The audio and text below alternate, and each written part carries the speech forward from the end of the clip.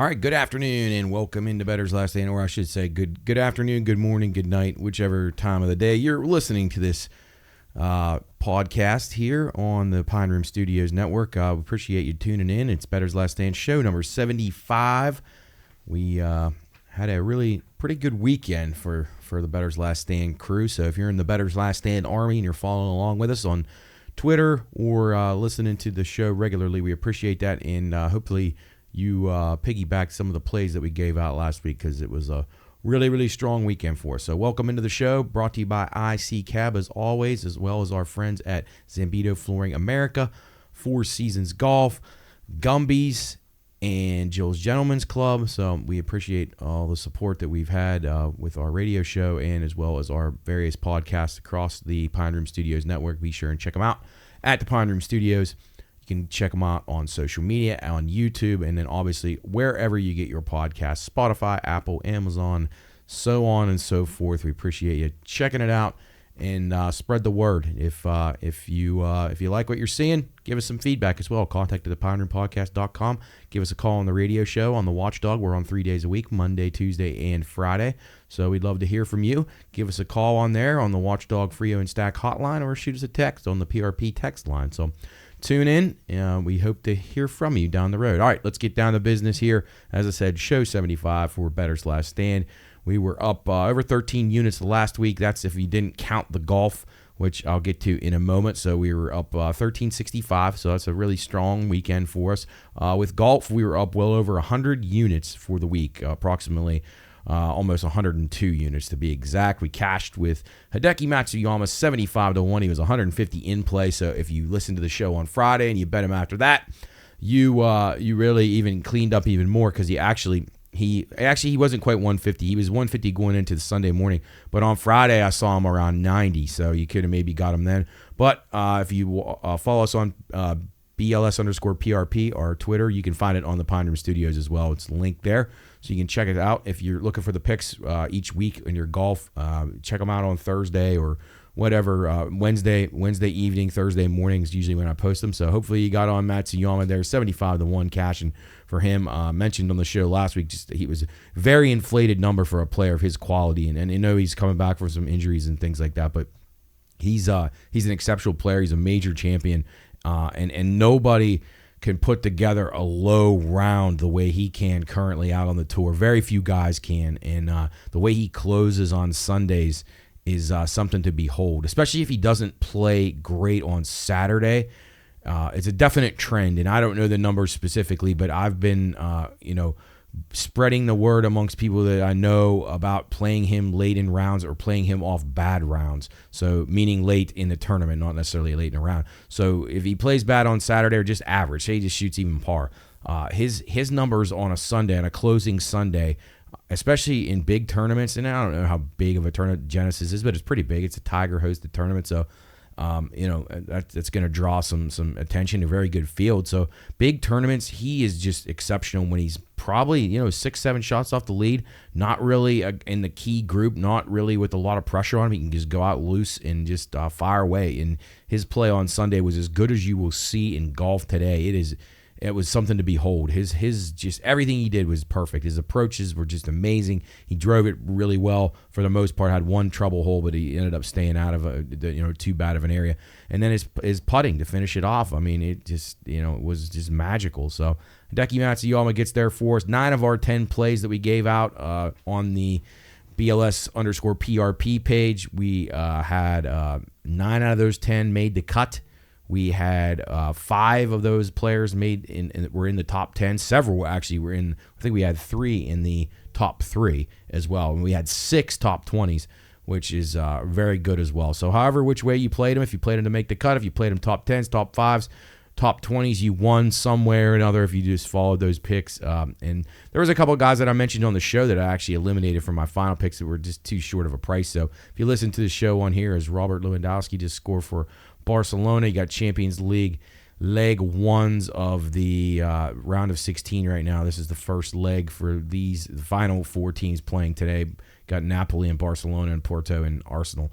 So keep you apprised of those ones. But Champions League soccer heating up now as we get down to the final 16, and we'll be on here in a fortnight from now. We'll be down to 8 teams. So, well, no, we won't. Yeah, we will be. We'll be down to 8 teams in the fortnight because they'll play the return leg. So, yeah.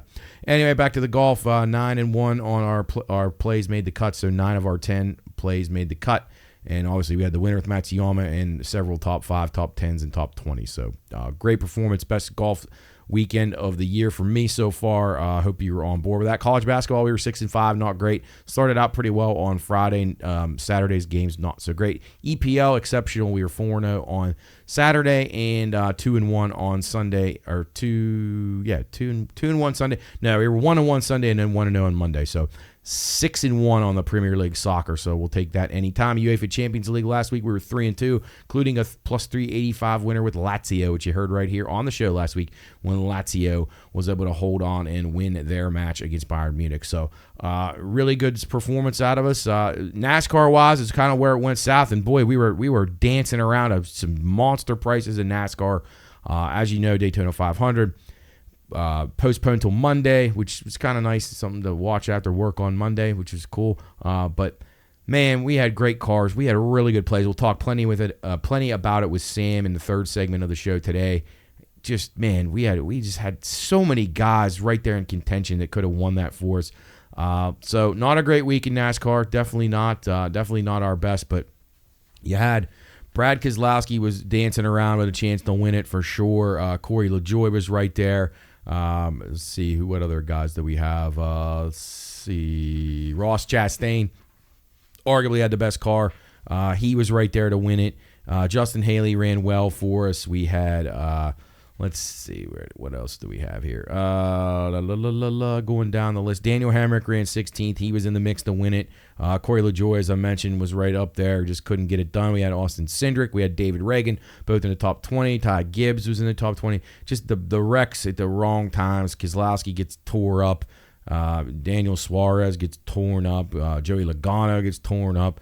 So just really a chance to really have had a huge day for us, but didn't work out that way. So that's how it goes. That's racing, and that is super speedway racing, even more specifically. Chris Bell, top 3 for Sam, and Eric Jones ran in the top 10 for Sam. Sam has picked Ross Chastain, arguably, like I said, maybe the best car out there, and he gets collected late in the race there. William Byron wins it. Alex Bowman, who was one of the plays that I gave out. He was actually my top finishing play. We had him for a top 5 and a win. So that one was all right. But, man, if Bowman could have just held on there a little bit longer, a few more feet, he would have won the race, and that would have been a good casher for us. So NASCAR just getting going, so we'll talk with Sam about that coming up in segment number 3. We've got 14 days till AFL. I can't wait for that. I'm really excited about that. Aussie Rules football will be back. And nothing better, if you ask me. Shifting over to basketball, the upsets continue. You had UConn getting dumped last night by Creighton. Kind of a bad spot for UConn. UConn coming off a huge win on the road at Marquette. Home against Marquette. They blast Marquette, just destroy them on Saturday, and then have to go on the road to Creighton on Tuesday. Very tough spot. Public was all over Creighton, which you had to know spelled doom for them.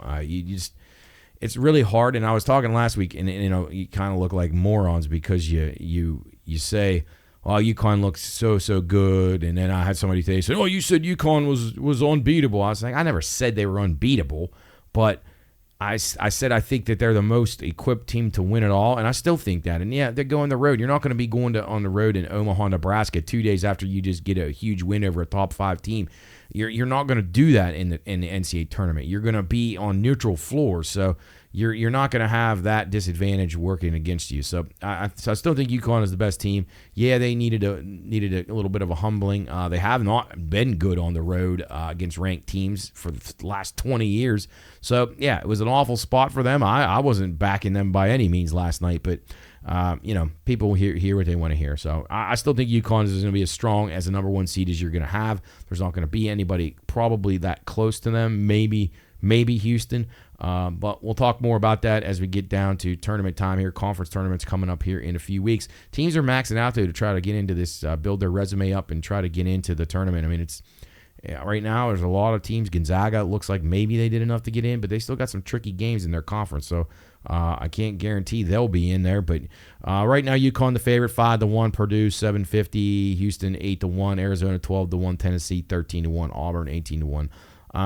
Then that's kind of where it drops off for me. I don't think North Carolina's a contender. At one point I did. I'll tell you who I'd still think is a dangerous team is Iowa State. I think they're a good team because they defend. I think they're a team that could be decent on a neutral floor. People are telling me Creighton now after last night. I don't buy it. Don't like what I see out of Creighton enough to back them. Illinois has impressed me a little bit more than I originally thought since they got Terrence Shannon back. I've watched them play a few times now, and he's really, really improved his game. And, with him and Coleman Hawkins, they got a pretty good 1-2 combo there. I'm not sure that they're tough enough to do it, but I wouldn't discount Illinois from making maybe a run to the Elite Eight. So they're a team I'm going to keep an eye on. Michigan State, I'm not in on. St. Mary's is intriguing. I talked about them way back. We're really, really early in the season.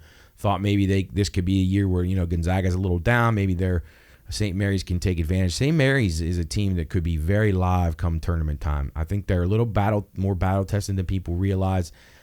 In a good league, and I think they're going to be dangerous. So we'll keep an eye on St. Mary's. Right now, you can get them around 70-1 to make the tournament or to win the championship. Sorry. So I think Final Four bets, though, I think for a lot of these teams are the way to go because at least if you're getting into the Final Four, you got a shot of them winning that region. You don't want to just say, "Oh, I'm all in on them," and you get a great run to the Final Four and then you get nothing out of it. Because, like I said, I still expect UConn to probably make the Final Four, and I'm not a favorite backer. If you listen to this show, I pass on teams with bad prices. I'm not telling you I'm going to bet UConn. At 5-1, there's no shot in hell I'm betting them, but it doesn't mean I don't think they'll be there. So somebody's still going to have to beat them. So that's why I'm going to target some to make the Final Four bets more so than to win it outright. Spread it around a little bit. If you really, really get a good price on the win it outright, you don't think want to take it. But you don't want to get nothing. If you have a strong opinion, like last year, I had Florida Atlantic and Miami both to go to the Final Four. Had those tickets way back, rolled it over on them several times on each of them. And, I had them both to win it. And, it was a shame that I couldn't get one of them to the final because if one of them made the final, then it was even, maybe the biggest college basketball wager that I've ever won. So, but it didn't work out. So at least I got something, though. I turned a profit, and that's all you can ask for at the end of the day. So continuing on for some other teams that I think could be live. Texas Tech's been pretty decent lately, but they're no threat, I don't think. New Mexico, talked about them a few times. I still think they'll be a team that can make a run in the tournament and do a little bit of damage. Virginia's taken a couple steps back since I backed them. I was touting that their offense is a lot better this year, but wow, it was not good on Monday against Virginia Tech. But again, playing rivalry on the road, exactly the same situation that UConn's playing in yesterday. That's the other team's going to be ready for these spots. I mean, that's make or break their season time for some of these schools. So they got to get the wins. They're jumped up for it, and you're going to have flat spots. So I still think Virginia maybe improves upon what they did last year in the tournament, where they got knocked out very early by Furman. So I think they'll be a team that I'm going to keep an eye on should they make it, because that's a really bad league, the ACC. And you got to tread lightly because there's a lot of bad teams in that one, including Clemson, who's 100-1. I would stay away from them. Don't bet Florida Atlantic. They're probably going to get bounced out really fast. The respect level for them, the power rating that they have is through the freaking roof. It's been like that all year. You've heard me say it before on the radio and on this show, is you need to fade them. Their numbers are so inflated. Meaning if there should be a 7-point favorite on paper, they're 9.5 because everybody's betting them off of last year, and you can't do that. They're getting everybody's best shot now, and they're not up to it. They're a good team, but they're not great, and they're not covering spreads at all. So stay away from them. They're going to get bounced very early in the tournament. I'd be stunned if they didn't. Colorado State, still like them. I think they're a solid team that could be all right on a neutral floor. Indiana State's lost 2 in a row. Was talking about them a couple of weeks ago. Still think they're pretty good, but they gotta buckle down here. They can't lose any more games, or they're gonna end up missing out if they don't win their tournament. So, when you're in a small league like that, you can't give games away ever, because there's usually only going to be 1 or 2 bids, and if one of these big dogs gets beat in their tournament and it's an upset, somebody that wouldn't have got in wins a big conference tournament, then you're finished. James Madison 400-1. A lot of people still saying they got a shot. I'm not buying it, but those are some of the teams that I originally thought Ole Miss and Arkansas would be contenders. They're absolutely both terrible, just so inconsistent and bad. Dayton's interesting, 80-1. Again, they're a solid team. A few years ago, they were going to be a number 1 seed, which is stunning. But I think they could be a little bit live to maybe make the Sweet 16. Obviously, St. John's in a lot of turmoil going on with them, with Rick Pitino kind of calling out his team. A lot of people killed him for that. I know it's not the way you can motivate kids today, but at some point or another, these people in life need to just hear the truth. And, probably not the best way to go about it, but I can't really criticize him for anything that he said because he's being honest. Colorado, Buffalo's out of the Pac-12. Still think they're all right, but they do drop some, they do have some inconsistent performances from time to time. So we'll talk plenty more college hoops as things rage on. We got a good card tonight. So, get ready for March Madness. It should be a good time. I'll have plays on all the conference tournaments, or at least most of them. A couple of them you're going to have really, really heavy favorites, and we'll probably pass on those. But some of the ones that are up for grabs, I'll have a pretty good opinion on most of those. So stay tuned for that here in the coming weeks. NBA All-Star Game, literally set back basketball 1,000 years. The worst. Again, I don't watch this stuff ever, but we were at the Morewood Vets Club. We just got done watching. What the hell did we? Oh, the golf. Matsuyama in the golf. And then we had another basketball game that we were watching, and it just came on. Okay, here comes the All-Star Game. We'll flip it on for a second. I'm telling you what, and everybody that listens to this show and everybody that knows me knows that I despise the NBA. Now, the NBA used to be, I think NBA and MLB, I don't know, because I love the NHL too, so I don't know. But arguably, the NBA was my favorite sport back when I was a kid. I absolutely loved it. I thought it was just filled with incredible play and just such hard-working teams and good coaching. And a lot of people will argue that point and tell me that today's coaching is better, that today's athletes are better. I'm not saying that the guys aren't more athletic, but if you give Larry Bird and Michael Jordan access to all these training regimens and all these personal trainers and the fucking load management and all the protein shakes and all the weightlifting programs and all the superior footwear and all the different other stuff that goes into this, don't tell me that they're not going to be better, because these guys are real basketball players. They knew the game mentally, not just physically. And the guys today don't. And the guys today, their effort level is so poor and so pitiful because they're overpaid, they're pampered, they're spoiled, they're told they're great from their time they're in 8th grade. And it's just disgusting. But if you watch that game, I feel sorry for you. Absolutely unthinkable basketball. It wasn't even a basketball game. It was. I don't even know how to describe it. But it was an exhibit of just reprehensible behavior and just no competitive spirit whatsoever.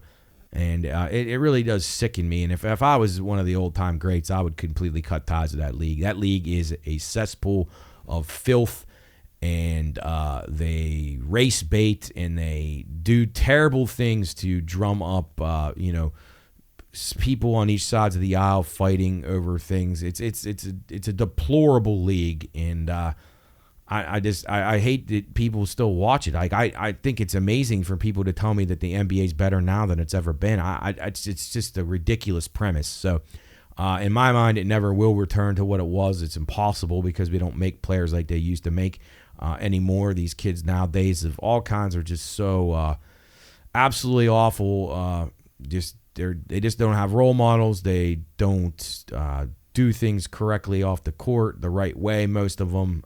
It's a shame. I'm sure Charles Barkley and those guys that are on the broadcast have to bite their tongue a lot because I know they're getting paid well, and and they try to see the good things in the stuff. But man, what just a total garbage product, and it's sad to see. It's really truly sad to see. But anyway, back to the betting side of things.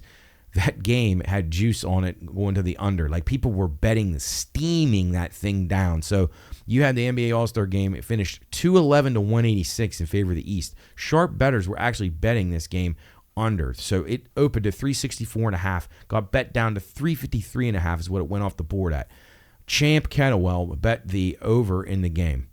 At the end of the first quarter, it was on a 400 pace. It was the easiest bet he ever made in his entire life. And there's no possibility that was not going to end over. It's just impossible. There's literally not one guy impeded another guy in the entire game. It was unthinkable. So anyway, nearly 400 points in the game, and we're just very happy that is over. The Grizzlies were the first team to clinch their season win total, and not for the good. Under 46.5 cashes with the Grizzlies before the All-Star break, or right at the All-Star break, as they've been marred by injuries. You had John Moran obviously going out, and it's never been a good year for the Grizzlies at all, as Napoli just ties it with Barcelona. Late goal there, 1-1. The other game, Arsenal and Porto still scoreless, which I could use a couple goals here. All right, back to the NBA, which is painful to say. Magic 36-19 against the spread. Thunder 33-20 against the spread. 33-20-1, that is. So those are your best teams against the spread so far in NBA basketball. Going back, shifting back over to basketball from the college standpoint. As I mentioned, the betting public was all over UConn the other night. And then a wager at DK, $200,000 on Tennessee to win it all at 14-1 will pay out $2.8 million. Tennessee's a team I want to back them sometimes, but I just can't. I like Rick Barnes, but he can never get over the hump. And there's always a game where they just no-show offensively, and that's been the problem. So, Minnesota Golden Gophers, best covered team in college basketball, 22-3 against the spread, if you can believe that. So, the Gophers rolling right along. Keep an eye on them as maybe a value team as we go into the Big Ten tournament. Gophers definitely at least live to cover the spread. Turning our focus over to hockey right now. Nailers have won 13 of 15, lost a couple out at Utah, but they had kind of been decimated by some call-ups to the Wilkes-Barre team. And Cedric DeRousseau, one of their better top six forwards, got a contract in Sweden, so he left the team. So we're hopeful that some of the guys will be returning for the weekend series, but Nailers were able to at least pick up one out in Utah, and they return home for games against Fort Wayne and Kalamazoo this weekend at West Banco Arena. They got country night over there, so go check it out. It'll be Frosty Friday, obviously, on Friday evening with the $2 beers, and then the Sundays and the TV giveaway as usual. And as I mentioned, country night Saturday, they'll have Busch Light specials. They're having a concert after the game, so should be a good weekend for hockey over at West Banco Arena, and we appreciate the Nailers, what they've decided to do with us. Partnership, we did a podcast over there at the game 2 Fridays ago, so if you haven't checked that out, you want to hop on at the Pine Room Studios on YouTube. Check that out. We were down in the end zone there, so thanks to John Parrish and the guys for setting us up. And, we do Nailing It Down every single Friday on the radio show on the Watchdog. So tune in for that. If you want more Nailer talk, we'd love to get your opinion too. So feel free to call in the show anytime. Trade deadline looming in the NHL. That's on March the 8th. The Penguins are an absolute mess. They had a great Jaromir Jagr retirement ceremony for his jersey on Sunday. It was a superior event by all accounts. Just really, really well done. First-class operation, which the Penguins are. But then the game starts, and the Penguins led 1-0 throughout, but couple of late goals, at least one bad goal, and they lose 2-1 to the Kings, and it was kind of the beginning of the end, and they lose again the following game against the Islanders. Just an awful showing, littered with mistakes once more. The power play, dreadful, and it doesn't look like the Penguins are going to make the playoffs. I mean, they're really going to have to turn things around. I don't see it happening. I think that group is in denial, and I've said many, many times, and I don't know if anyone else agrees with this, and I don't care, but the Penguins need to be sellers here at the deadline, and I'm not just talking about Gensel because they need to move him because they're not going to re-sign him, that kind of stuff. I realize that that's probably going to happen, and that's a trade that anybody would say they should make, but they need to make it a more impactful trade. They need to trade Tristan Jarry. I've been saying it forever. The outside media markets, the outside teams that aren't in the Pittsburgh area, they think this guy is really, really good, and he's very talented, but he is not a winner. I've seen this guy play now for 3 years. He's not a winner. He's not going to be a winner. You cannot turn on a winning gene inside of somebody. They either have it or they do not have it. Like Matt Murray, for all his faults, Matt Murray was a winner. When he was in form, he was a winner, and he won. And Tristan Jarry, doesn't matter. If his form is great one night, it'll be terrible the next. You cannot count on him. And you could get an absolute haul for him if you moved him at the deadline. The Penguins are out of contention. They have another competent 1A goalie. They do not need him, and they got another goalie down in the system who is pretty good. So move him. That could change everything. I mean, if you could move him and get some parts and unload some of these bad contracts that you have, then Dubas has a shot with a clear canvas next year to put a better group around these core 3 guys that they got. And, you could keep Carlson. You have a shot of actually improving the team to where you can actually be in the top 3 in the Metropolitan Division. It's your last hope. You're not going to do it like this. You're not going to do it by hanging on the Jari. You're not going to do it by probably hanging on the Gensel unless you're certain you can re-sign him, which I'm not really sure you can. Crosby said he wants to stay in Pittsburgh forever. I mean, if they keep losing, he might not. So, I mean, I take him at his word, but if he keep losing, he might not want to. But the Penguins have got to do what's best for them in the long term, or at least in the short long term, because they this year is not going to work. They're not, even if they make the playoffs, they're not doing anything in it. They're just not. This is a flawed team, and they need to do a mini overhaul here. And I know they probably won't. That'd be stunning to me.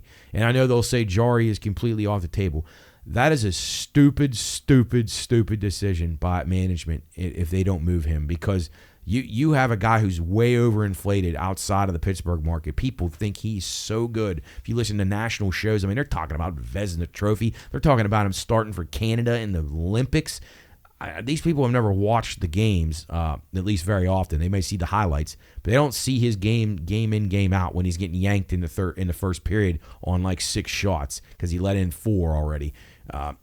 So we'll see if the Penguins do it. I highly doubt they will, but it would be very beneficial to them. But anyway, the Yager ceremony was awesome. So if you didn't check that out, I urge you to check it out. And on the internet, look it up. You can find it. Just all the stuff, his speech, and it's all the highlights that you got to see. It's a very, very nice, nostalgic weekend from that perspective for me, who saw him play quite a bit in person.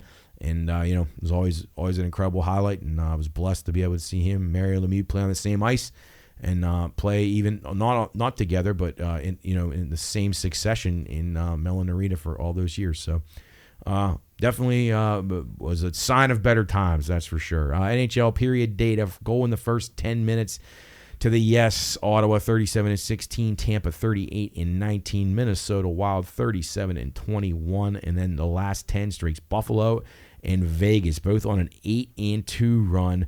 Goal in the first 10, yes. Goal in the first 10, no. Winnipeg 33-21. They continue to be the benchmark for no goals early in games. First period overs and unders: Ottawa 36-17 to the over, Vancouver 37-21 to the over, and Detroit 35-20 to the over. Winnipeg 31-23 to the under in the first period. Second period and third period numbers: second period overs, Ottawa. These ones are starting to get to where you want to start to go. You don't the first periods are getting like priced out of market, so you're not getting nearly the value that you're getting on these second periods, because a lot of people haven't caught on to these yet. So I think you should beat the curve right now. Second period overs, Ottawa 44-9. That is a staggering number. 44-9. Think about that. 44-9 to the over second period for Ottawa. Toronto 43-11. Dallas 43-16 to the over in the second period. Last 10, Dallas. We talked about them being 43-16. Well, guess what? They're 10-0 in their last 10 second period overs. Ottawa, we talked about them being 44-9. They are 9-1 to the over, along with Vancouver. So those are second period overs. All three of those teams on really hot streaks. Third period overs: Minnesota 43-13, Dallas 43-14, Montreal 40-14. Last 10, Minnesota, Nashville, and Washington, all 9-1 in their last 10 third period overs. So that stuff is really, really good. Check out those numbers. You can get Chris Otto's, the guy that puts it up. I think it's at PSU Auto on Twitter or X. You can check out the table that he updates regularly. So you get that stuff from him. We appreciate him doing that. It makes it easier for guys like us to track it. But I highly urge you to get involved in that stuff, because these third and second period numbers, they're not super mispriced either. And you can actually bump up. You can get 2. You can get 2 sometimes at a plus money. So meaning if you hit 2, you get a push. So that's not terrible. If it goes to 3, if you get a 2-1 second period, then you're turning plus money. In the first periods, it's hard to find anything right now that's not priced like through the roof to for the over most of the time for the 1.5. So take a look at second and third periods, and then the third period element. To me, the numbers are off market a little bit in the third period because you got the empty net variable that can pop up at any time, and I think people don't realize how important that is. It's hard to imagine they couldn't realize that, but it doesn't seem like they do. A couple of things to tidy up in the industry right now. New Jersey sets a state record with $1.72 billion wagered in the month of January. We'll see what February looks like. Revenue was $170 million, with $115 million of the $170 that Jersey books profited in 1 month coming as a result of parlays. So if you haven't learned anything in listening to the show, or you're not a bettor who's you're very new to the betting game, parlays are just stuff you just don't want to mess with. If you do parlays, you want to keep them very minimal, and maybe I always tell people that say, well, I love parlays, but I can never win. I hate it when I hit 4 out of 5. Well, here's what I say. Bet all your games straight. Even if it's for $25, if it's for $50, if you keep turning a positive percentage, then your bankroll will expand. So if you got 5 plays in basketball one night, play them all flat, straight up with your spreads or however you're doing them. Do those, and then parlay them together for a smaller amount. Like, don't go in on a $50 parlay with 5 teams and then expect it, you're going to hit 80% of them, and you're not going to get anything for it. So you don't want to do that. That's why the casinos are rich, because of things like that. Parlays are not a long-term winning strategy. They're just not going to be in any sport. So don't do them. I also recommend round robins. If you have questions about round robins, give us a call on the radio show on the Watchdog, or shoot us an email. Contact at the Pine Room Podcast messages on Twitter or X, BLS_PRP. I'll be happy to explain them to you. Round robin parlays, basically, if you did 3 teams, you got Team A, Team B, and Team C. You're going to do a round robin by 2. You're going to have Team A with Team B. You're going to have Team B with Team C. And you're going to have Team A with Team C. 2-team parlays all the way around. Even if you lose one of them, you're still alive. You can pretty much tread water enough depending on what you're doing. If you're doing spreads, minus 110, whatever your straddle is, or if you're doing money lines where you could have a plus money dog in there, it could change the payout a little bit. But a lot of times if you have one loser on the round robin, you can still either turn a small profit or you can break about even. So you're at least getting back what you're investing in. So I recommend those. The only parlays that I'll ever play are round robin parlays. That's all I do. That's not all I do, but if I have to parlay, if I'm good at parlay, I will definitely round robin it. But flat bets is what you want to be doing in these, especially when you're doing the regular straddle, minus 110s and minus 115s, or whatever book you're at. Shop around, obviously, for your best prices. But round robins are the way to go if you're going to parlay. I highly recommend those over a straight parlay. UFC, they were 9-1 for the favorites on Saturday night. Tapura stunned Volkanovski in the UFC 298 main event. Is the only underdog. He was plus 105, though, so he's barely an underdog. Plus 105, the only underdog that cashed on the entire ticket. So if you were on all the favorites in your round robin and you hit 9 out of 10, not sure it would pay that great because of the price. Some of those were huge prices, but nonetheless, UFC, one of those nights where all the favorites were hitting. So we'll see how that progresses as well. A couple more weeks until they have UFC 299 in the middle of March. All right, we're going to take a break here. Bettor's Last Stand. Come back, talk a little baseball, talk a little golf. And then in the third segment of the show, we'll have Sam returning to talk about NASCAR. We'll wrap up the Daytona 500. And we head to Atlanta this week. It's Bettor's Last Stand from the Pine Room Studios in luxurious downtown Wheeling. We're going to take a break, and we'll be right back.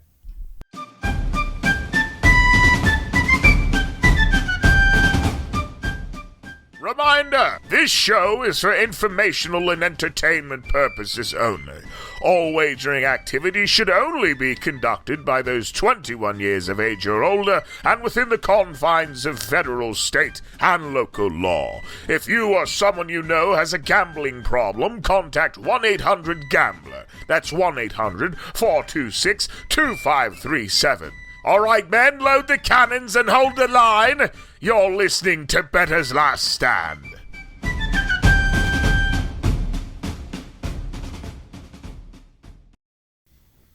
All right, welcome back in Bettor's Last Stand, show 75, coming to you from the Pine Room Studios, downtown Wheeling, brought to you by our friends at ECHL, 304-232-1313.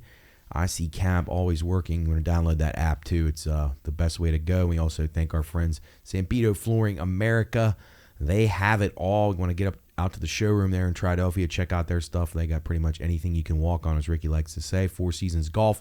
Also, really good destination spot you want to check out up at the Highlands, a golf simulation place where you can have a drink and really have a great time with a group of friends, or if you're just trying to get some work in over the winter for your own game, check them out.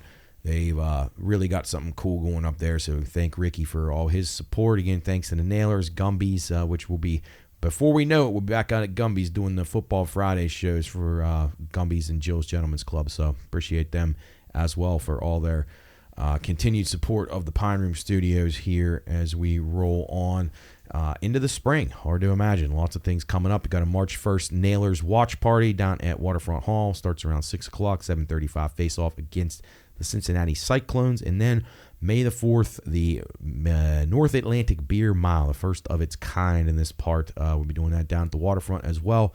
It's a beer mile where you run a quarter mile, drink a beer, run another quarter, and on and on and on. So it should be a really fun day. Got the Kentucky Derby that day as well.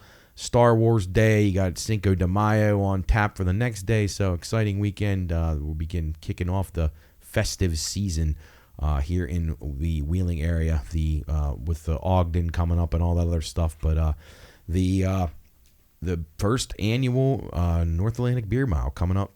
Pine Room heavily involved in that one. So check out your local news sources, but we'll have plenty more stuff on it at the Pine Room Studios as we get closer to that. So one thing I forgot to mention in hockey is when you come out of the trade deadline, I'll be curious to see how this goes, but I really found it hard to find, I agree right now, Florida Panthers right now in some places are the favorite. You can find them between 7 and 10 to 1. I agree with that. I think they're really good. I mentioned them several weeks ago before they even got hot and kind of started to break away from what people think, but they got toughness, they got skill, they got goaltending, they got really good coaching. I like Paul Maurice is a great coach, so I think the Florida Panthers are a really dangerous team. They obviously made a great run last year. I think they'll be in a good spot to do the same again. I think they'll be a very tough team to beat in a series that, series are going to go along with them. So you're going to really, really have to brain for 6 or 7 games. You're going to beat the Panthers. In the Eastern Conference, too, I thought Tampa's still live. They got good enough goaltending with Vasilevsky. They could get hot. They got a good power play. They got Kucherov. They got Stamkos. They got Braden Point. So that's enough. Victor Hedman. They did lose a couple of guys in the injury, which will be, that impacts them a little bit. We'll see if they do anything towards the deadline. And then the Detroit Red Wings. Most people will say they suck, but they don't. They actually have some very good skill players, and they got a pretty good power play. They got Patrick Kane. If they could get an upgraded goaltending and maybe add one more forward, top 6 forward of some kind, I do think that they're live to make a little bit of a run in the East. If they can get in there. They're hanging on by a thread right now in the playoff race, but I think Detroit is a team that you're going to see take very big leaps in the coming years, but they're just like 1 or 2 guys away, contributing players away from being a more consistent team that can win in a series. So I like them from a lot of aspects. So Detroit would be the one team I'd take a little shot on in the Eastern Conference to maybe at least make it to the conference finals. You can find them around 60, 70 to 1 some places. And then in the Western Conference, obviously Colorado is going to be a major contender. Winnipeg's playing pretty well. Vancouver. But all those teams show a little bit of vulnerabilities. Even Vancouver hasn't played as well lately. Been blowing a lot of leads. Winnipeg struggles to score. So, yeah, playoff hockey, you don't need to score a lot. But Winnipeg sometimes just seems like a team that can play like 11 overtimes and they couldn't score. So that would worry me, but we'll see if they add anybody. We'll see if Vancouver does anything. Rutherford always willing to make some deals there. Colorado, I think, could probably use A couple of have added pieces, so maybe they improve. They're pretty stable, so I think they're obviously a contender. But longer shots, I still think Vegas. Vegas will be, I think, active at the deadline too. They always are moving in and out, and they're not afraid to trade a player for a player. Whereas they're a guy that's just not pulling his weight in their top six or their bottom six, they'll switch him out for another guy that's comparable. So just change the scenery sometimes works that way. So I think Vegas around 12, 15 to 1 is definitely not one to sleep on yet. And then the Kings. Kings are starting to play a little bit better now. They're getting their mojo back. They fired their coach. I think they'll be involved in the trade deadline if they can bring in the goalie, which is what I said all these months ago, back before they had their terrible run of losing like 12 of 13 or something like that. They needed a better goaltender, and they definitely do need that. So I think if the Kings get somebody, and you can get them at 18 to 25 to 1, I think it's worth a look. And then St. Louis Blues, 100 to 1 right now. They've also fired the coach. They've played a lot better lately. I watched a couple of their games. They're not bad. They're improving. I think they kind of are believing that maybe they have a little bit of a resurgence here. And if they sneak in to the playoffs, I think they have the last spot right now in the West. If they sneak into the playoffs, I wouldn't count them out from winning a series. So keep an eye on the Blues. They could be a nice plus price in a first-round series against somebody. So keep an eye on that one. And back to the East real quick. You didn't hear me mention the Bruins. I just don't see it with the Bruins. I've watched a couple more of their games like fully in the last couple of weeks. Had them the other day. They blew a lead to. They were playing somebody on a Sunday, I think, or Saturday, and they blew a lead to them. Just should never have happened. So the Bruins, to me, a team that they're concerned. I think their goaltending is iffy. I think their bottom six is iffy. So they're going to need to put it all together to improve. Looks like Porto and Arsenal. Oh no, Porto wins the game 1-0. So that's pretty cool. I don't like Arsenal. So, and then the other game finished 1-1. So, but that's our recap of hockey, and now we'll move on to baseball. So just really quick about baseball. Obviously the college season's underway. I'm not a college baseball guy. I may give you some stuff down the line in the World Series. I find college baseball to be some of the worst television ever. It is incredibly boring and just long and tedious. And unless you get a really good pitcher's duel with good defense behind it, occasionally you'll get a game like that. But a lot of the games are bad. It's getting a bigger footprint now, though. It's on TV a lot more. They're offering it at sports books a lot more. It's not that I don't follow it because I have to, but it's just not that great of a product in my opinion. But some people would disagree. So if you're into it, then by all means, maybe you can give me some tips. But it struggles. It's not like college softball, which actually should be the one that's getting bet on a lot because the games are just so much faster paced, just more just clean than college baseball. But we'll talk about it as we get through the spring. Obviously, College World Series and the Softball World Series, we'll focus in on those. But you can find some big prices of some teams out there that you could get early on. And then obviously spring training began. You get pitchers and catchers reporting. You'll have some games starting up here in the coming days. If you didn't see this article on the Pittsburgh Pirates on The Athletic, you need to check it out right now. It's incredible. It's everything that we would say and joke about, but not really be joking, like be serious about how cheap this team really is, how they don't care about winning, how they're trying to just draw people in and just basically lie to them. The things they did to cut costs, the things that they did to give up on their core nucleus team that they had back in like 14, 15, and they just gave up on it. It's all come to light now. All the things that we suspected, all the things that we knew were happening have now been outed by some of the, some baseball writers. Ken Rosenthal, who's you see on the World Series, one of the best baseball writers there is in, sideline guys or dugout guys that covers the, right down on the line there at the games. Ken Rosenthal, a very, very, very reputable guy, and the things that you'll read in this article will be, they shouldn't stun you. If you've been paying attention at all, they shouldn't stun you. But Pirates are a Ponzi scheme. They're liars. They are not trying to win. They're not ever going to try to win. And the more people that spend money and continue to buy tickets there, I feel sorry for you because you're never going to see any return on your investment. So anyway, we'll talk to Sam about that as well and get his opinion. But let's move on to golf. Again, 9 out of 10 of our picks last week made the cut. We had a lot of top 5s and top 10s. So it was a good weekend for us. We go to Mexico. This week is a awful tournament. is in Vallarta, Mexico. Just about as bad a field as you ever find here. Just a dreadful, dreadful field. Tony Finau, the favorite, at about 6.5, 7-1 range. He's finished second and then won this last year. So back-to-back top twos for him at this tournament. So he is the worthy front runner for this. But you're never going to get me giving you out a 6-1 in golf. I got a page of 75 dudes here, and I'll find one of them that I can take a shot against over Tony Finau. Some of the guys that I'm interested in, you're going to hear a lot of names here that you're not used to hearing. Emiliano Grillo, which is a familiar name. I had him last week. Made the cut, playing okay. He's around 22-1, so I like him a little bit. Think he would be worth a peek. Thomas Dietrich, 23.5-1, 25-1 range. Has been playing on the tour a little bit more regularly. Was on the European tour for several years. Always a pretty good player. His game has been pretty sharp. He's made a lot of cuts. He's been in the top 20s a lot. I think he's very lively this week. I think he could be a guy that could sneak up into the leaderboard and have a little bit of a shot. Davis Thompson, big on him, 33-1 range there. He's playing good golf right now. I think his game suits this course pretty well. Nikolai Højgaard, 15.5-1 is a little bit low for me for him. I'm gonna try to hunt around for a 20 somewhere in there maybe.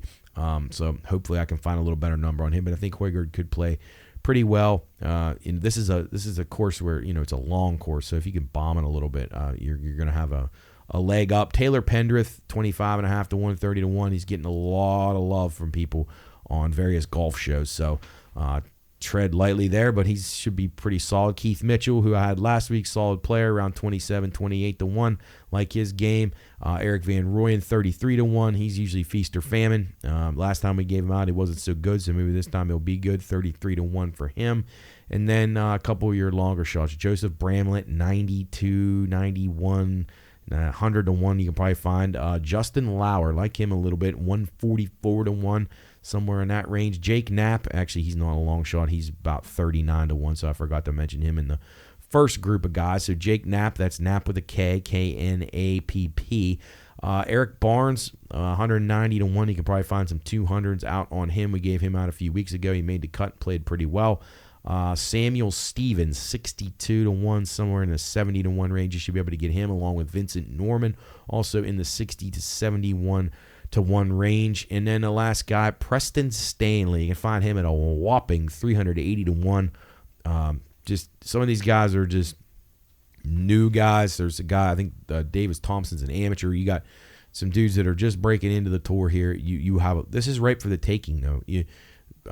Live Golf has taken a giant chunk of the best golfers out there, and this is what you're left with. A lot of young people, a lot of guys that you don't know. So you've seen a lot of guys come over from Europe this year when they realize that, hey, I can go over here and win now because I don't have to deal with John Rahm and Brooks Koepka and all these other guys over there.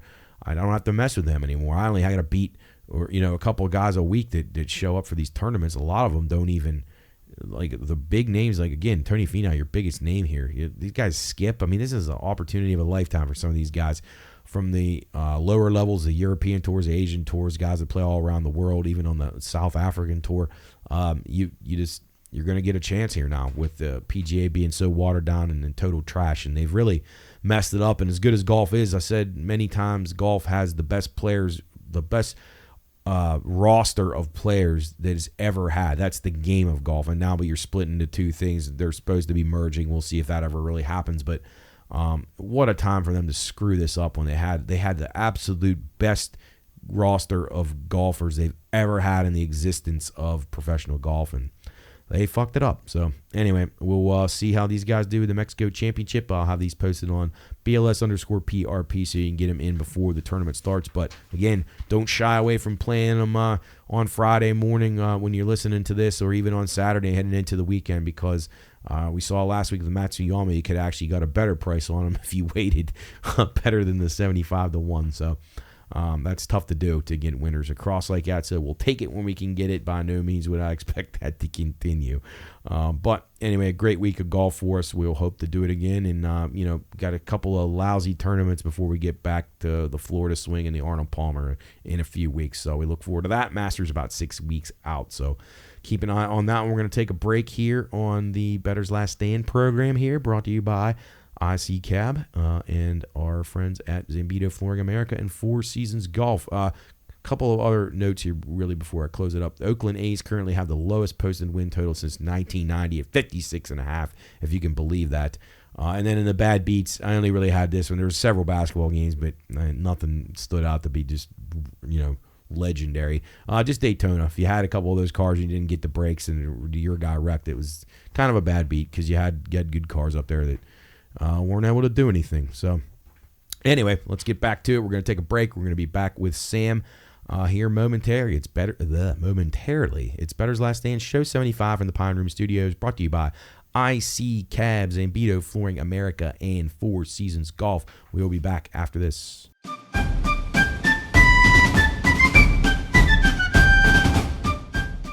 Reminder, this show is for informational and entertainment purposes only. All wagering activities should only be conducted by those 21 years of age or older and within the confines of federal, state, and local law. If you or someone you know has a gambling problem, contact 1-800-GAMBLER. That's 1-800-426-2537. All right, men, load the cannons and hold the line. You're listening to Bettor's Last Stand.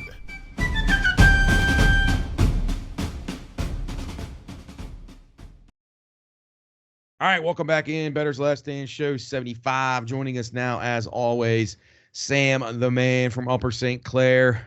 Fresh off a long work day, I'm sure. We appreciate him joining us, as always. So we're going to talk NASCAR. We're going to talk about the 500. We're going to talk about Atlanta this week. But we got to start with the news of the day. I mentioned it earlier in the show about this article in The Athletic about the Pirates. And it's like it's when you find out that your favorite star, whatever, movie star, athlete, whatever, is like a career criminal, or he beats his wife, or he beats his kids, or this is what it's like. Like, you suspected maybe it was there, and then you find out, oh my God, this is all as real as we thought it was. Sam, thoughts on the article? Obviously, it makes the Pirates look like completely the most pathetic organization in sports ever. Yeah, it's one of those things, Matt, that the fan base, and if you're a Pirate fan, if you watch the team, you've had this conversation over and over and over of just how piss poor this organization is ran from the top to the bottom. They never do anything right, ever. Ever. I mean, ever. And, it's always just been talked about amongst the city and the people on the radio and, like the people that know. But now that you get that national article that everybody can read. Right, with Ken Rosenthal labeled in there. I mean, one of the top baseball writers in America. Right. Once you get one of those, it really hits home of like, oh, fuck.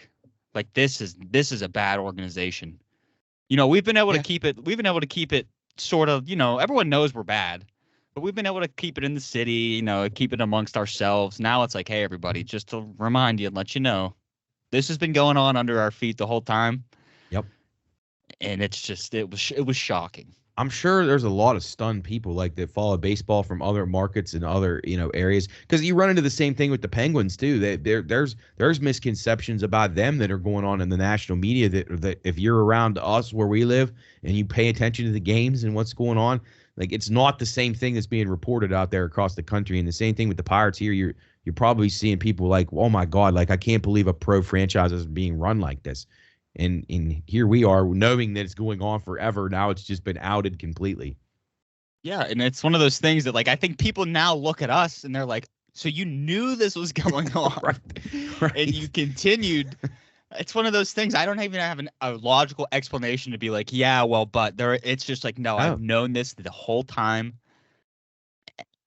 Yeah, it's as bad as we thought. It's as bad as we joked about. As bad as we made fun of them. It's a scheme. It's been a scheme from all along. They've never tried to win. It's obvious. I mean, the things that they did to cut costs, taking when they were doing renovations in Bradenton, and they take it away from the payroll. It's unthinkable. It's unspeakable. And then the way that they handled the breakup of when they had a good team back in 2014, and then they how they handled that, and how the players that were on, they didn't really go on record, but they they gave their firsthand accounts about how they just didn't care. Like, it's like, oh, we don't care. Like, they're still turning a profit.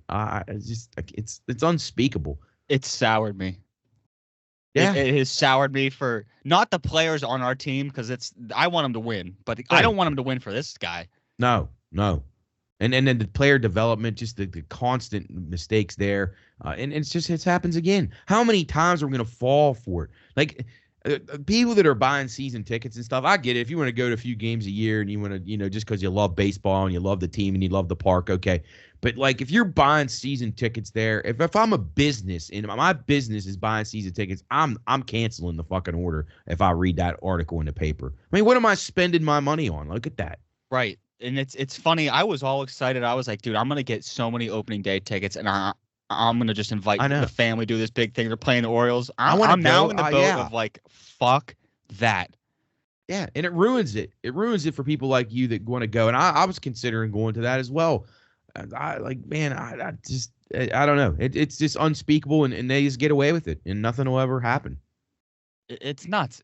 I don't even know how do you even start the process of, like, getting this guy out of there. I don't know. I don't even know how it works. All the other owners have to be like, listen, man, you got to do something. But, like, the Royals, I view them lower than us, and they just signed a guy for $200. Right. Because they actually, but they showed what they wanted to go all in when they had their good team. They won a World Series, and they did it. And you know what? If you're going to suck for 15 years, but then at the end of that, you're going to get a World Series out of it, I think all the Pirate fans would take that. Jesus. Because, I mean, look at well how long overdue. Yeah. We're well overdue. And how about these reports that, and I heard on Mark Madden today and several other outlets are saying the flagship channel's not even allowed to reference this article on the fucking radio today. They're not even allowed to talk about it. So, or the Pirates are going to, like, drop their games from the fucking radio. Like, I mean, I just don't know how you can. I don't know. Like, all credibility is gone there for me as a journalist. If you're not able to talk about this in this Pittsburgh market today, then you should probably just fold up shop. It's embarrassing. It's just we have from this article, Matt. I view us like the Oakland A's may be above us organizationally. Yes. Because at least they're not trying to hide that they don't care about winning. Yeah. Because the Pirates are continuing to make you think that they care about winning with the Henry Davis and now Skeens. I mean, what are they going to do to Skeens? My God, if I was Skeens, I'd be talking to my agent right now and saying, get me the fuck out of here for whatever you got to do. Just get me away from here. Yeah, I'd honestly be walking down the dugout and I'd break my ankle on purpose. I'd say, dude, I'm not out of here. I'm fucking out of here, man. And then what's Derek Shelton think of all this? Although he's been complicit in it too, but I don't know. I don't know how you go. I don't know how you bring your team to spring training and have a positive outlook when they were able to read this in across America, every newspaper. Like how can you as a coach or a management person try to motivate a squad to compete when you see that the upper level, the executive level does not care if you win or lose. It's crazy, and it's sad because the thing that bothers me, like the Key Brian Hayes and the hitting coach.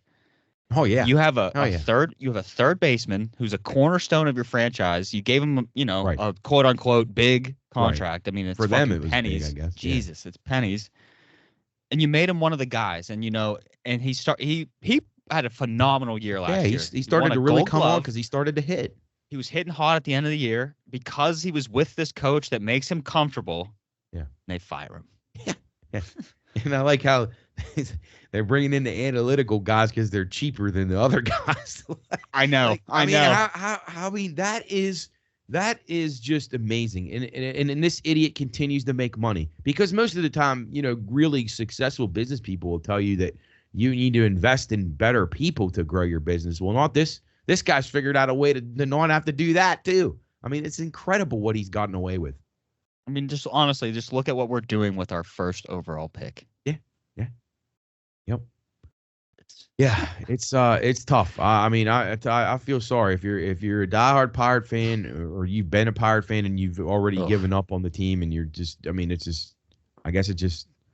I don't know. It comes in full circle. You knew what was happening, and now it's just been. It's a tough one before spring training starts. I'll tell you that. Yeah, how about that? Tough. Let's move on to something a little bit more positive here. NASCAR Week 1 in the books. Daytona 500 run on a Monday. We talked about how it was actually nice. I enjoyed that Monday race quite a bit. It was nice to have after you get done the work day. and you get to watch some pretty good racing. And I tell you what, I thought it was setting up to be like an epic, one of the best ever. Like I was talking with Chris and my brother, and I was saying, this race has been great. Like you're getting all these different leaders, you're getting these packs. One pack's taking over, and then another pack's taking over. I mean, it was great racing for a lot of that. And then, sure enough, here it comes. The drafting bump, and then here you go. And it always seems to be the guys that we had is you caught the worst of it. Chastain, Keselowski for me. I mean, we were high on these guys. Logano had a great car. It just didn't. The climax of the race wasn't nearly as good as what I was hoping for, but overall, I did enjoy. What did you think? Dude, you hit the nail on the head, Matt. I thought the race was awesome. I thought it was so good. It was weird, dude. The Monday race had a great feeling to it. Sure did. Hey, I told you, Alex Bowman can win a race on Mondays. Yes. He was right there, man. Yep. He was right there. But I could have used him, too. Of the two that were winning, Bowman was one that I gave out, so I was hoping that he could at least get it. But yeah, but to start the season, I thought it was a great race. But you knew a wreck was going to come. I didn't think a 22-car pileup was going to come. Yeah. I didn't think, the first wreck, for some reason, something irked me about it because the image that is in my head is the two Hendrick cars coming out of it because they caused it. Right. And you got Bowman and Byron that just come out of it. Yeah. How about that? I mean, it's amazing how it worked out. Yeah, it did bother me. And I like those guys and I like that team, but like it bothered me. Like I was kind of mad about it at the end and I was like, geez. And then like the first wreck early on, I thought was a stupid mistake that fortunately didn't collect too many guys, but I guess that's easy for me to say. But if you ran 6 laps and your day was over, those guys, I mean, feel sorry for them. But overall, I thought that the race was really good. But William Byron only led 4 laps in the race, and it didn't really matter. I didn't think it really showed who had the better cars. I mean, I thought Chastain was loaded. I thought he was going to have a really good shot. Man, I was so close to texting you. I was loading it up. Yep. And I knew it. I knew he was going to do something wild, and I love it. Oh, yeah. I loved it. That move was awesome. Yeah, it was great. It was a great move. It sucks that it couldn't have gotten to the end without that crash. But I know. Overall, I'll take it. It was a good day. It's just as far as excitement and entertainment go. Yep, and we got plenty more, buddy. We got like 35 more weeks of this, so can't wait. That's the good part. So, you had you did have a couple of guys in contention there. Bell was up there, and Eric Jones ended up surviving the whole mess. So, a pretty good showing there. We move on to Atlanta this week. Tell me your thoughts on Atlanta as we get another super speedway style track, although not banked the way the Talladega and Daytona are. So. Not quite the same, but similar. So what are your thoughts on Atlanta coming in this week? One person I do think we should point out before we go to Atlanta is Corey LaJoy. I don't know if that was a one-off or I pray it's not. But dude, first of all, that Chili's car was awesome. That was awesome. That reminded me of some old school racing right there. Oh yeah. I thought he was running phenomenal, Matt. I did too, really I had him. He's on the list of the guys that I had. So I was pulling for him. He was like the last ditch effort that I had. Because I mean, we had guys like we talked about David Reagan. A lot of the guys we hit on were good. I mean, Justin Haley I thought was pretty strong. I mean, that's the way it goes. Josh Berry I thought ran well. Just a lot of promise in the race. I thought Kyle Busch was really good. And he ended up holding on to a good 12th finish. But, I mean, it's... Yeah, Kyle Busch had the highest driver rating. I think it was I wrote it down, 101.6, I believe. Yep. And I can see that because he's going to have a very strong year, as you indicated last week, and your thoughts going forward. All right, so jumping over to Atlanta, let's hope for good weather this week. What are your thoughts on this one as you have, let's see, we had... Last year we had, I believe, Joey Logano won. Byron and Logano won the spring race, and then Byron won the fall race, or the summer race. So, but pretty spread around here. Who are you looking at early on here? I'm a little worried, Matt. I can't lie that we're going to get a Byron repeat. Yeah, I don't have him as my winner, but I just have this weird feeling that I don't know. They're just good, man.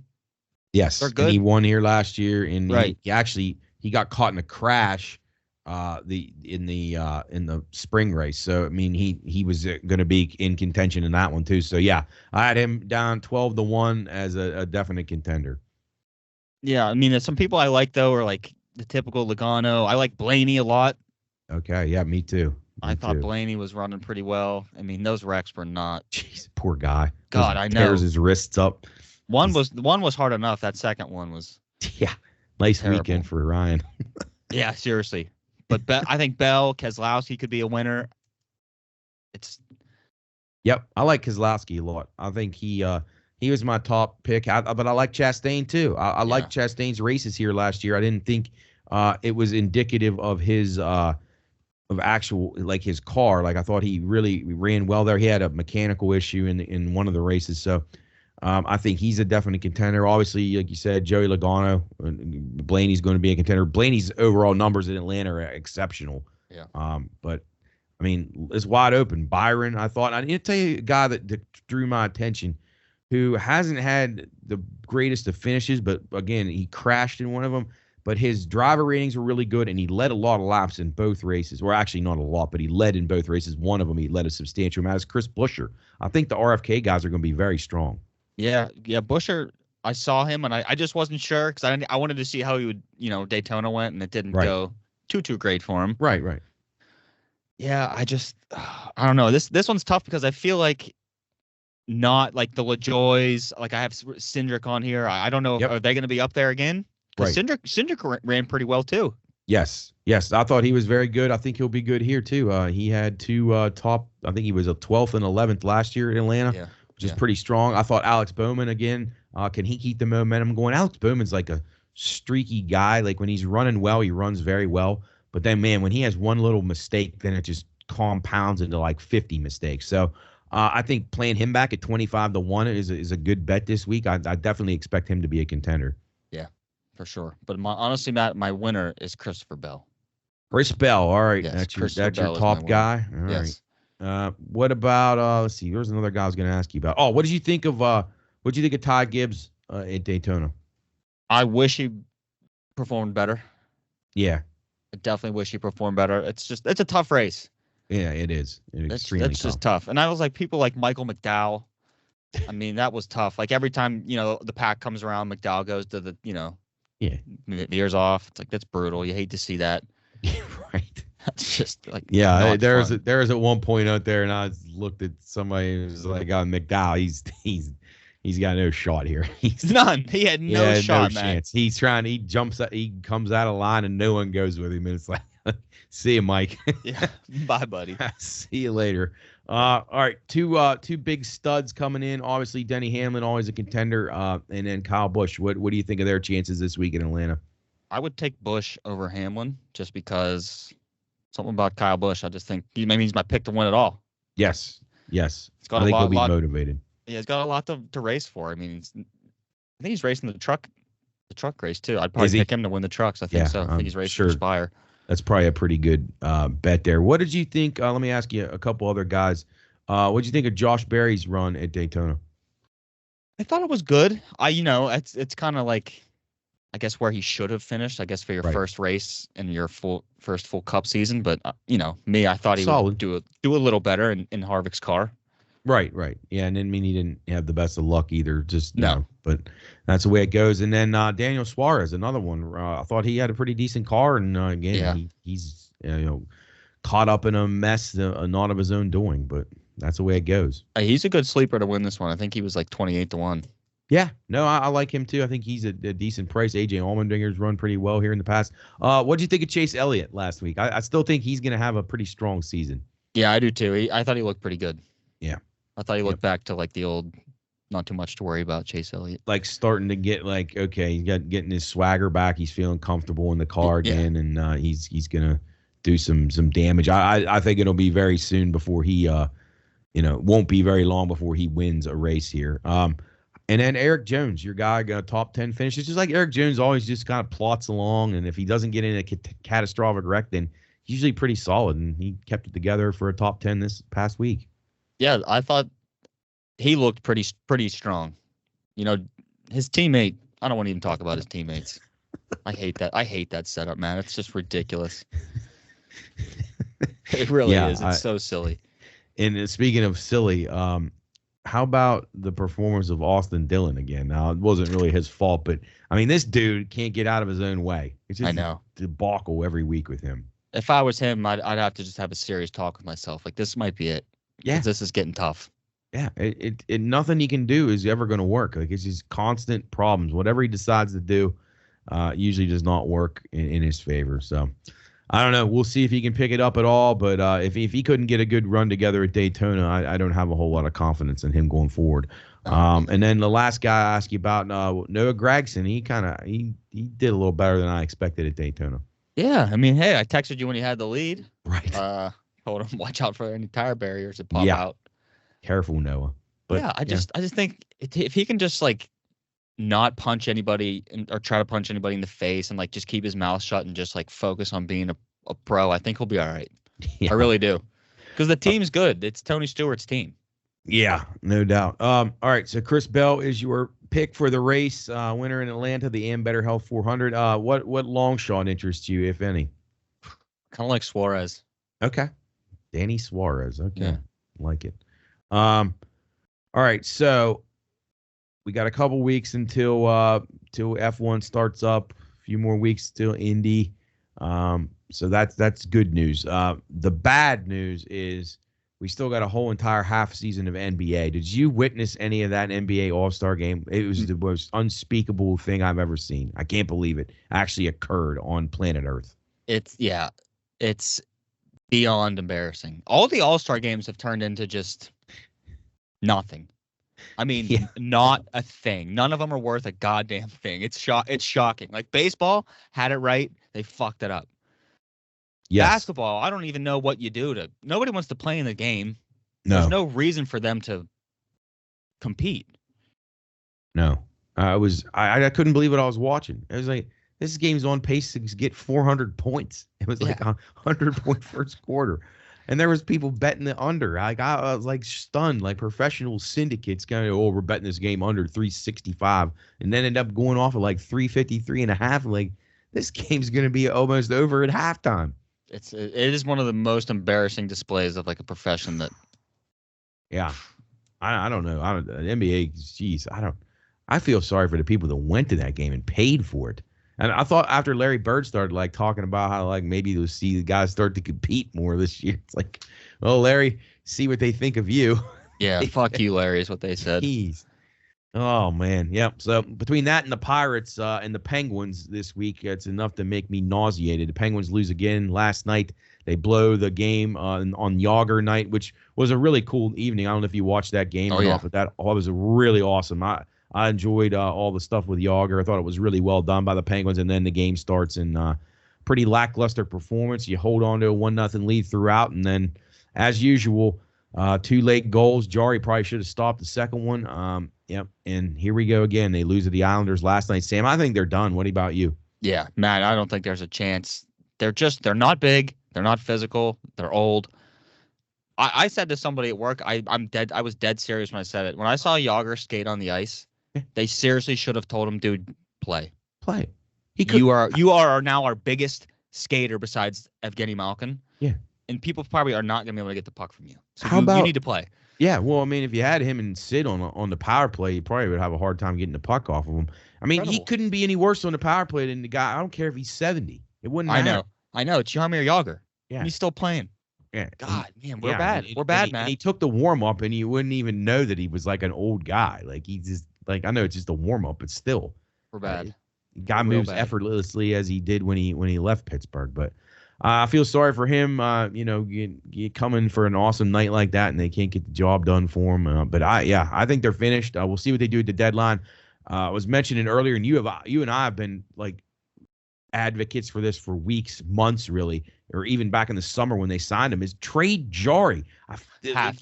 There's a misconception outside of the Pittsburgh market that this guy is an elite level goalie. I hear people talking about Vezina. I hear people talking about Team Canada starter for the Olympics. Like, they've not witnessed what we've seen on a night in, night out basis. This guy doesn't always bring it. So if someone wants him and wants to give the Penguins draft picks in an NHL caliber player right now, why wouldn't they do it? They're not going anywhere this year. No, I mean, I would honestly, I'd trade Jari. I'd get rid of Gensel. Yes. I'd even consider Smith. I'd even consider Eric Carlson. Yes. If someone would take him, I think he could do it. I don't, salary-wise, probably not. I mean, I'm not saying he's the worst, but he's just not performed. I don't know. Maybe it's not even his fault. Maybe it's just a product of the broken machine that is the Penguins, team right now. Yeah. I don't know. I don't know who to blame. I can't blame Sullivan for everything. Surely he's not instructing them to be this shitty on the power play and not shoot. Like right. I don't know. Some point these guys are just stuck in their ways. And I actually think like Letang has played had a good season. I think Crosby's been good. Malkin's about finished. I think. Yeah. And then they're depth guys. I mean, there's never any chemistry with the guys. They don't. It's like we play them up for a game. They call a guy up for a game, and then if he doesn't do something immediately, it's like, okay, send him right back down. That was what made it work back when like Rust and those guys, Connor, Sherry were all coming up. Is they gave those guys time. Like they let them come up, and it gave them time to kind of get in sync. And I don't know. Maybe it's just so broken it won't matter, but. I think Dubas is in a way worse situation than he would have ever imagined. Yeah, yeah. Well, I mean, I didn't really understand the whole fascination with him because he didn't really build a whole lot in Toronto. He built a decent regular season team that choked in the playoffs every year. The Penguins might not even be that, so I know. He can't even get it there. But I think he should be selling just about everybody. I mean, I know you're not going to trade the core guys, but you need to entertain offers for just about anybody that anyone would want. There's just no reason not to. Yeah, we are actually at that point because it's not. I mean, shit. Where are we right now? Yeah, 24, 21, 53.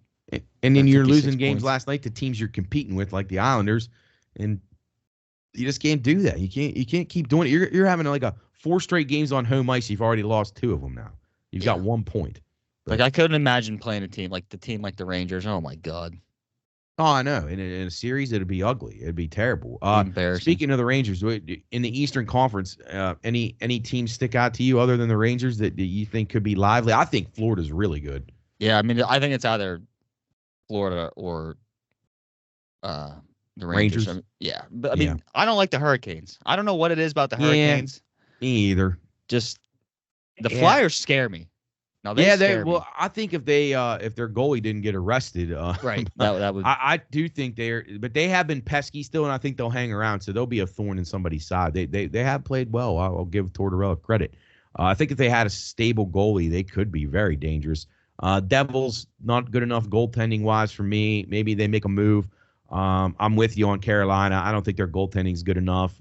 Rob Brindamore, I think, is a good coach, but like I don't know if their style seems to it looks like they're always tired come playoff time. It's weird. I don't know how that. The only other team in the East that I thought maybe a dark horse that could, if they make a couple moves, is Detroit. I think they're getting better and better.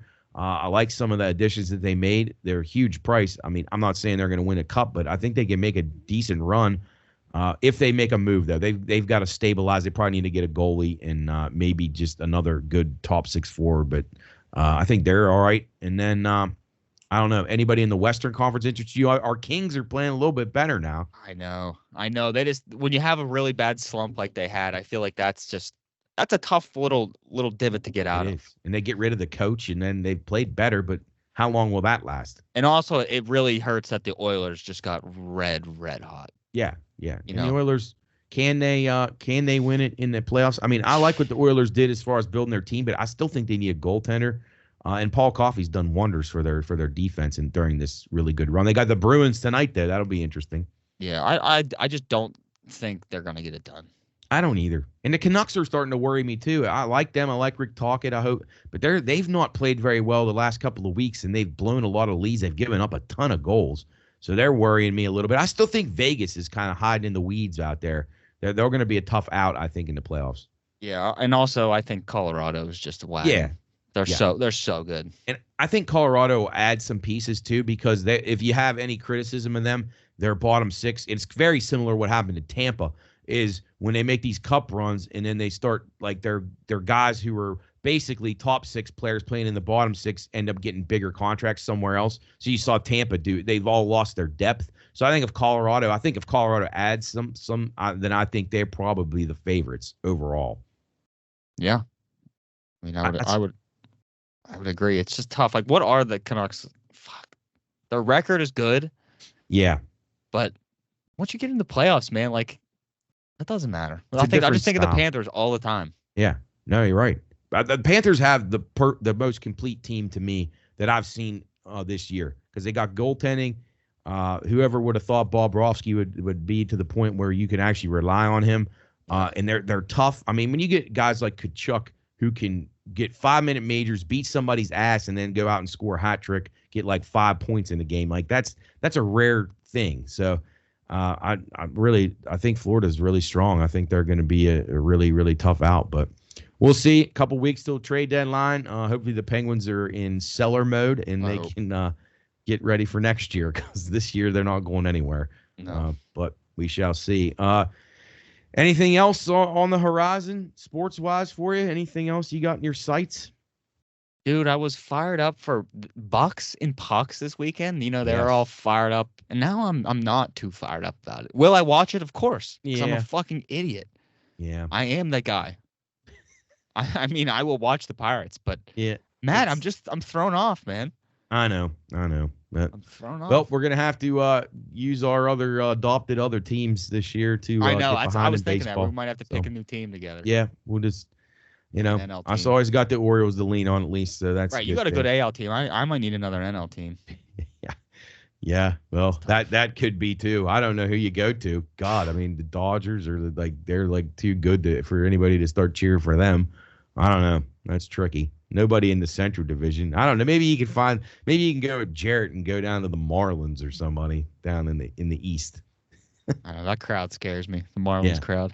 The Mets. Oh God. Fuck that. Yep. Well, plenty more baseball talk ahead on Bettor's Last Stand in the coming weeks. Sam, thanks as always. Enjoy the race in Atlanta. Have a great week, and we will see you next week. Yeah, man. It was good talking to you. I'll talk to you later. Absolutely. All right, that's Sam the Man from Upper St. Clair with wonderful insights and analysis as always. That'll conclude today's show, Bettor's Last Stand, show 75 from the Pine Room Studios. We thank Sam. We thank all our listeners for tuning in. Check us out on the radio 3 days a week. WatchDogNetwork.com for the stream. If you're out of the area, get on there and check it out. We got Lunch Madness going on. We're in the Salami 16. Things are really heating up right now, so get on board with that. If you haven't voted on your Lunch Madness, on the brackets, on the matchups, get on to the Pine Room Instagram or Facebook at the Pine Room Studios and do that immediately and check up on the contest and all the things that are going on Pine Room related. Again, thanks to our friends at IC Cab, Zambito, Flooring America, and Four Seasons Golf for their sponsorship and support. Thanks to the Nailers as well. Big weekend for the Nailers, so get on out to West Banco Arena on Friday, Saturday, or Sunday and check out the Nailers. You got 7:10 puck drops on Friday and Saturday and 4:10 on Sunday as usual. Should be an action-packed weekend. You got plenty of hockey, basketball, and baseball right around the corner. So stick with us here. Bettor's Last Stand. Have a great rest of your weekend, and we will see you next week here from the Pine Room Studios. Best of luck on all your wagers. And again, remember, follow us, BLS_PRP on Twitter or X, and keep up with the picks, even if you don't follow us. You can still get the picks. Enjoy the weekend, and we will see you next week here on Bettor's Last Stand.